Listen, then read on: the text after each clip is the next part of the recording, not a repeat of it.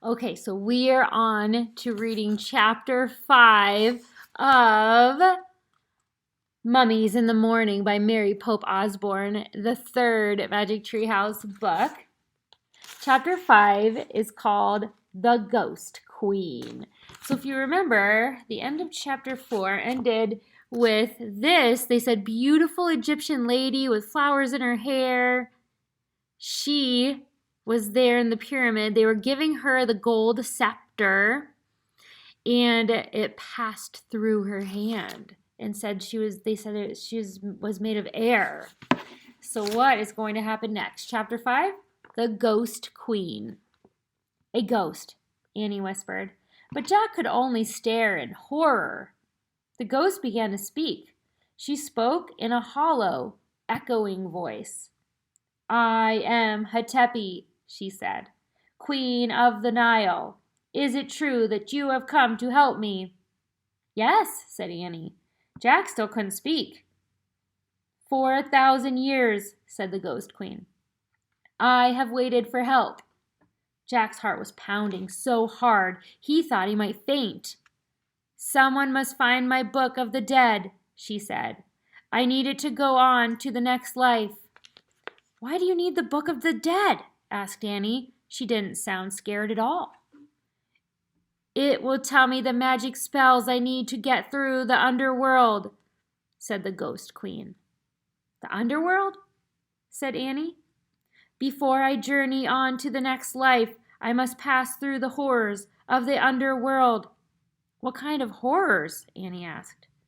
Poisonous snakes, said the Ghost Queen. Lakes of fire, monsters, demons. Oh, Annie stepped closer to Jack. My brother hid the book of the dead so tomb robbers would not steal it, said the Ghost Queen.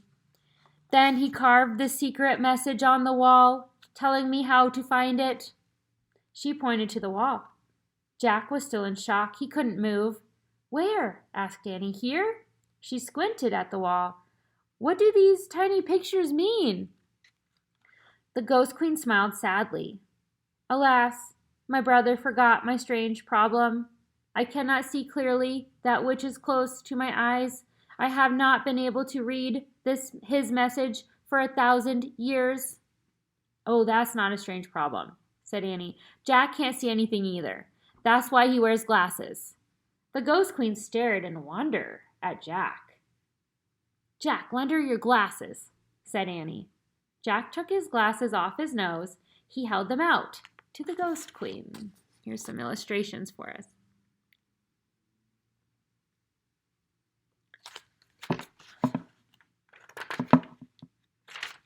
She backed away from him. I fear I cannot wear your glasses, Jack, she said. I am made of air. Oh, I forgot, said Annie.